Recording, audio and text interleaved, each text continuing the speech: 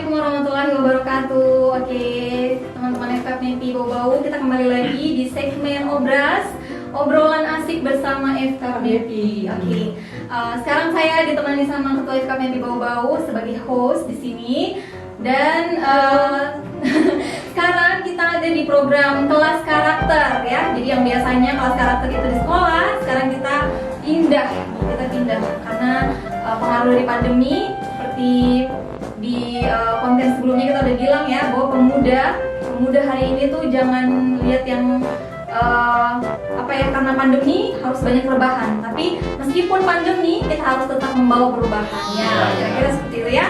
Oke, nah di sini sudah hadir teman-teman dari SMA 1 Bau-Bau, dari Rohis, kemudian ada dari SMA Negeri 2 Bau-Bau, beliau perwakilan dari Remusda. Oke, mungkin kita langsung aja nih sama kakak-kakak SMA 1 dan SMA 2 untuk memperkenalkan diri. Mungkin boleh dari kakak yang SMA 2 aja. Bismillahirrahmanirrahim. Assalamualaikum warahmatullahi wabarakatuh. Hai semua, perkenalkan nama saya Aman Fatur Rahman. Saya merupakan perwakilan dari Remusda sekaligus sebagai ketua Remusda. Wow, luar biasa. Oke, mungkin saya lagi perkenalkan, nama saya Fahmi Reza. Saya berasal dari SMA 1 dan saya berasal dari organisasi Rohis dan juga selaku ketua Rohis SMA 2. Wow, kita ditemani sama ketua ini kan. Kayaknya cuma saya yang ketuaan. Aduh. Oke, sekarang ya kita ini mau bincang-bincang seputar dunia sekolah karena kita ini masih anak sekolah. Sama-sama anak sekolah. Iya, dasar muda kita kan. Karena ditemani sama anak-anak muda. Nah, hari ini kita ada angkat tema mengenai pandemi, sekolah ngapain aja nih. Nah, kita sekolah ngapain aja tuh kira-kira. Oke, nah kita mulai aja ya. Nah ini kan kira-kira selama pandemi pasti ada perubahan ya dalam PBM ya, proses belajar mengajar. Nah kira-kira ini teman-teman sekalian, sekarang proses belajar mengajarnya itu jadi seperti apa? Kira-kira ada ini nggak? Maksudnya pas ada perubahan kemudian jadi perasaannya kayak apa tuh pas? Iya, karena otomatis kan bagaimana lagi media menyesuaikan mereka dengan menyesuaikan diri sama kondisi ini. Kira-kira seperti apa? Boleh dari Kak siapa tadi? Kak Amon? Oke, boleh silakan Kak.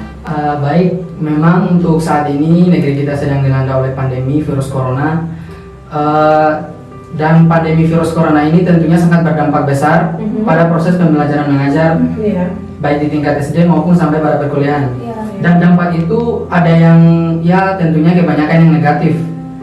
Karena seperti kita tahu, ketika pandemi melanda maka otomatis sistem pembelajaran di dalam suatu sekolah itu akan berubah. Dan ketika proses belajar mengajar atau sistem pembelajaran di sebuah sekolah itu berubah, maka seorang siswa ataupun guru-guru maka harus menyesuaikan dengan perubahan tersebut. Bagaimanapun kita harus menyesuaikan sebagai seorang pelajar ataupun guru. Dan tentunya untuk menyesuaikan dengan perubahan-perubahan itu ada kendala-kendala tertentu yang dihadapi oleh seorang siswa. Karena yang tadinya kita belajar melalui offline atau tatap muka, langsung tatap muka dengan guru, sekarang kita harus diwajibkan untuk belajar lewat online secara daring. Jadi di situ memang terdapat kendala-kendala. Salah satu kendalanya yaitu mungkin dari segi penerimaan materi seorang siswa itu akan kurang. Karena mungkin dari pembelajaran video atau video-video yang dikasih oleh guru ataupun dapat berupa catatan-catatan yang diberikan oleh guru, itu kami sebagai seorang siswa terus terang agak sedikit kesusahan dalam mencerna materi itu. Yang tadinya kami ketika kami tidak memahami suatu materi, kami langsung menanyakannya. Di sini kami merasa kesusahan karena beda dengan kita menerima pembelajaran secara tatap muka dengan secara daring atau online ini.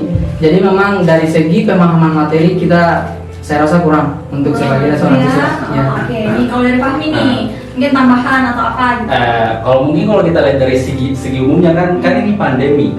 Semua bidang dari kepemerintahan, kependudukan semua kena. Dan tentunya tiada yang mempersiapkan diri untuk pandemi ini. Betul sekali. Kita dihantam dari sisi ekonomi, pendidikan, kepemerintahan, semua kacau balau. Berarti segala aspek ya. Segala aspek. Jadi di sini maupun segi apapun itu kita dihantam secara tidak siap. Kita tidak siap untuk belajar online, tapi kita dipaksa untuk berubah. Nah, itu dia. Jadi karena kita dipaksa untuk berubah ini, dan kalau memang kita lihat pendidikan dari ratusan tahun lalu itu memang suatu kelas diisi dengan guru dan juga beberapa siswa. Dari dulu sampai sekarang selalu begitu, hanya untuk perubahan kurikulum mungkin. Jadi kita pada asalnya itu udah nyaman sama yang gituan. Tapi karena adanya pandemi ini, ya tentunya perubahan dibutuhkan. Karena memang dari zaman ke zaman itu semua harus dilakukan perubahan. Mungkin kayak dari handphone kita dulunya HP Batako, sekarang udah maju. Dari dulu transportasi kuda, sekarang udah mobil. Tapi kalau dilihat pendidikan dari dulu sampai sekarang perubahannya tuh nggak signifikan. Jadi mungkin kita terdapat hal-hal negatif, banyak negatifnya dari perubahan proses belajar mengajar ini. Tapi ini membuat kita sadar bahwa pendidikan kita tuh nggak bisa gini-gini terus. Butuh perubahan. Iya, butuh perubahan.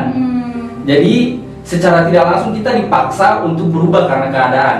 Jadi seperti misal halnya siswa diharuskan untuk mempelajari teknologi untuk bisa mendapatkan suatu ilmu, begitupun juga guru bagaimana caranya memanfaatkan teknologi secara maksimal untuk mengajarkannya terhadap kita. Karena tentunya yang tidak siap akan hal ini adalah semua orang, dari kurikulumnya, dari gurunya, dari siswanya.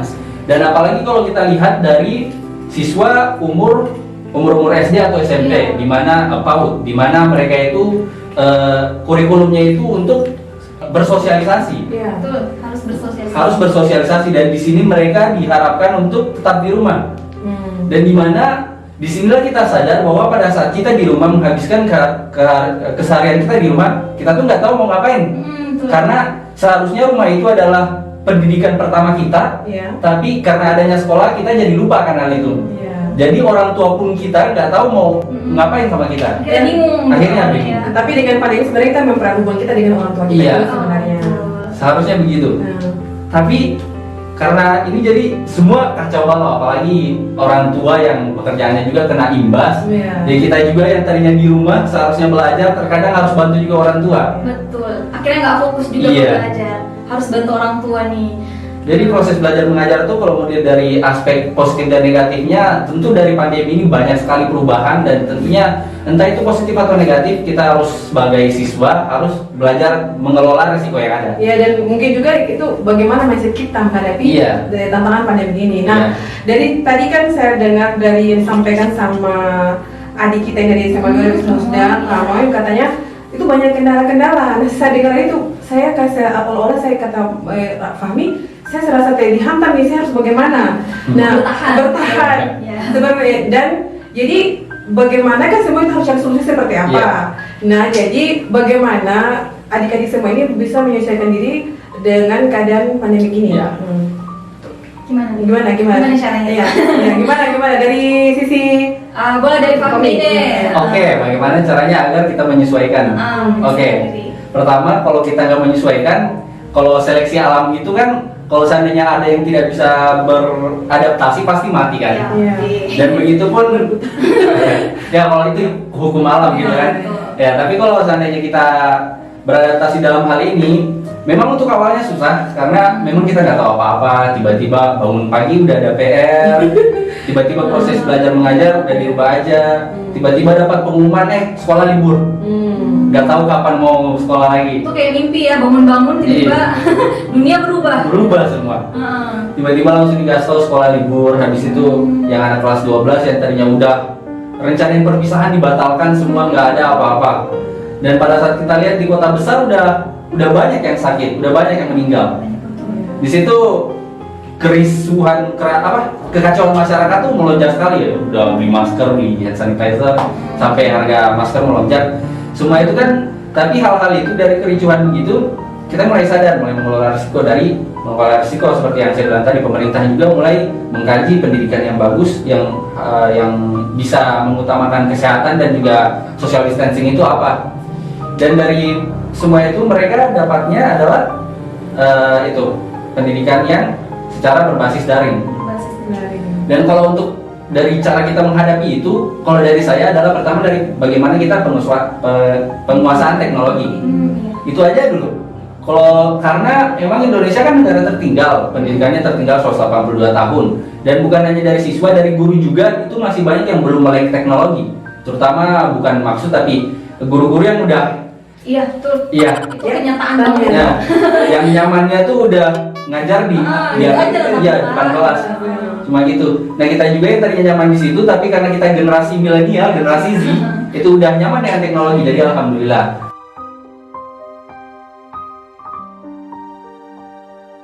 Dunia ini satu-satu hal yang di dunia ini adalah satu-satu hal yang stagnan itu adalah selalu berubah. Tidak memberikan dana khusus untuk kita untuk digunakan sebagai paket. Tetapi setelah adanya pandemi ini memang kayak orang tua itu ya kalau memang ada omel-omelnya ya